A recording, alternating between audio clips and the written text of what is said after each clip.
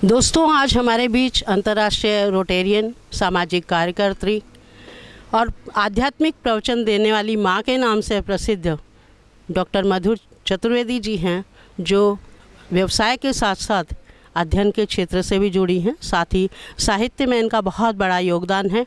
कविता करती हैं, गज़ल करती हैं और हाइकू करती हैं। सभी विधाओं में इनकी लेखन क्रिया को हम देख सकते हैं, हमेशा गतिशील रहती हैं। आज मधु जी, हम आपके जन्म दिवस पे आपको बहुत बहुत बधाई देते हैं। हार्दिक बधाई देते हुए आपका स्वागत करते हैं। आपका बहुत बहुत स्वागत है, आपका अभिनंदन है। धन्यवाद पुष्पा जी, बहुत अच्छा लग रहा है।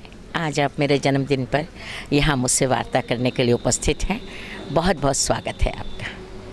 तो मधु जी, पहला प्रश्न करती हूँ कि आपकी जीवन यात्रा से साहित्यिक यात्रा किस प्रकार शुरू हुई, किस प्रकार आप साहित्य से जुड़ती चली गई, औरों को जोड़ती चली गई? अगर पुष्पा जी मैं ये बोलूँ कि काव्य के कीटाणु मेरे रक्त में हैं तो कोई अतिशयोक्ति नहीं होगी।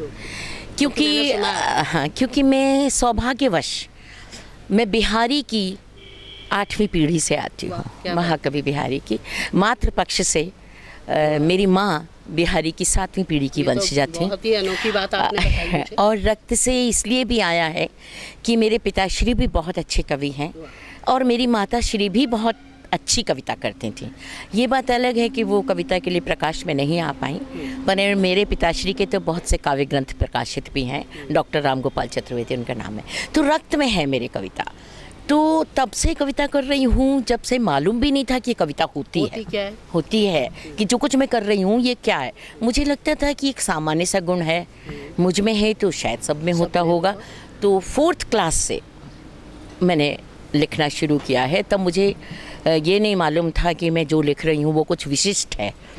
और धीरे धीरे जब ज्ञान हुआ कि नहीं, ईश्वर ने ये विशिष्ट प्रतिभा मुझे दी है, सब कविता नहीं कर सकते हैं, तो थोड़ा सा अपने ऊपर गर्व और विशेष अपने आप को अनुभव करने का वो सिलसिला चालू हुआ जी। और इस समय मैं देख रही हूँ कि देश विपत्तियों से जूझ रहा है। शत्रु सेना हमारे ऊपर आए दिन कुछ ना कुछ अटैक किया करती है।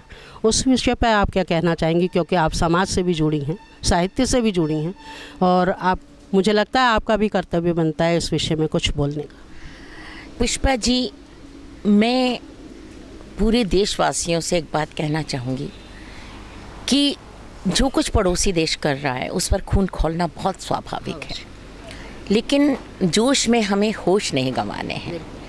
हम अपने नेतृत्व पर थोड़ा विश्वास रखें कि अगर नेतृत्व इतना कुछ सहकर भी थोड़ा चुप है तो अवश्य ही कोई गंभीर योजना चल रही है, कुछ न कुछ अवश्य होगा। क्योंकि भारत इतना कमज़ोर नहीं है कि वो इन गिदड़ भभकियों से या ऐसी छोटी मोटी घटनाओं से अपने हौसले पस्त कर दें। हमको हाइप में आकर, हमको क्रोध में आकर, हमको जोश में आकर देश में ऐसी बातें नहीं फैलानी चाहिए जिनसे लोगों में हड़कंप मचे और अफरा तफरी में कुछ गलत फैसले हो जाएं।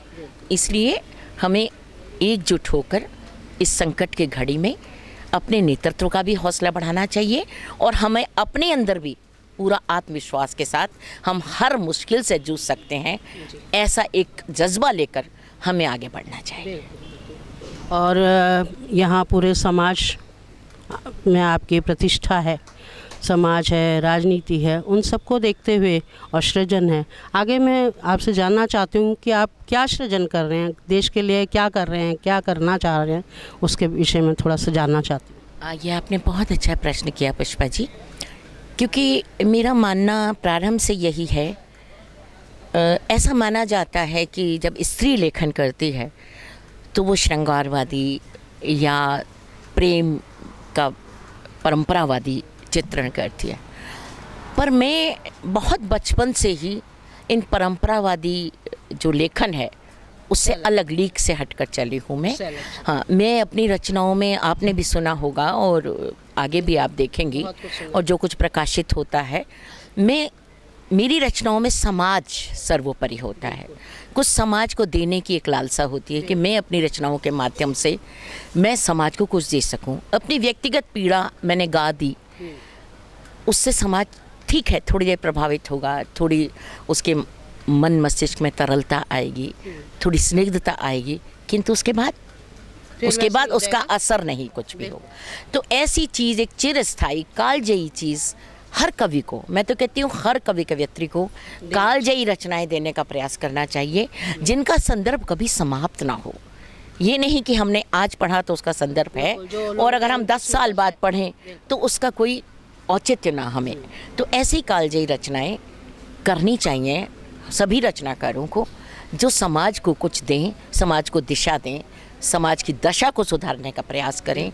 ऐसा ही साहित्य सृजन हमें करना चाहिए, और मैं प्रयास करती हूँ ऐसे ही साहित्य सृजन का। और अंत में मैं चाहूँगी कि ट्रू मीडिया के माध्यम से आप आज की जनरेशन को, आज की पीढ़ी को, या भावी लेखकों को, भावी समाज के अंदर जो कार्य हो रहे हैं, उनको क्या संदेश देना चाहिए?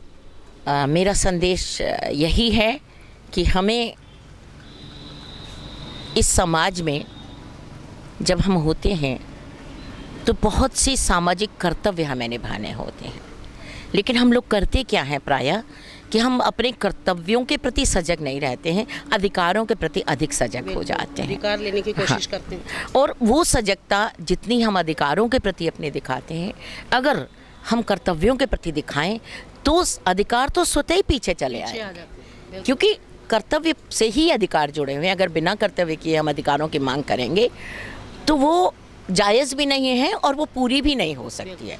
तो कर्तव्यों के पीछे अधिकार स्वयं लगे हुए हैं। तो जो जहाँ है, जिस स्तर पर है, जिस क्षेत्र में है, जिस पद पर है, जिस कार्य प्रणाली में वो संलिप्त है, वहाँ रहते हुए अपने संबद्ध कर्तव्यों का पूर्णतः हम पालन करते रहें तो अधिकार स्वयं आएंगे और जीवन स्वतः ही सार्थक हो जाएगा।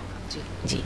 तो देखा दोस्तों कि मधु जी ने बताया कि अधिकार आपको स्वतः प्राप्त हो जाते हैं अगर आप कर्तव्य करते रहते हैं, और उसके अतिरिक्त उन्होंने बताया कि कालजयी रचनाओं को हमें लिखना चाहिए, बताना चाहिए, ताकि समाज 10 साल बाद भी हमें पढ़े तो हमें उन रचनाओं से कुछ न कुछ प्राप्त हो। तो इस प्रकार के संदेश दिए आज मधु जी ने। मधु जी, हम आपका बहुत बहुत धन्यवाद करते हैं। एक बार फिर आपको जन्मदिन की हार्दिक बधाई। बहुत धन्यवाद पुष्पा जी, बहुत बहुत धन्यवाद ट्रू मीडिया का।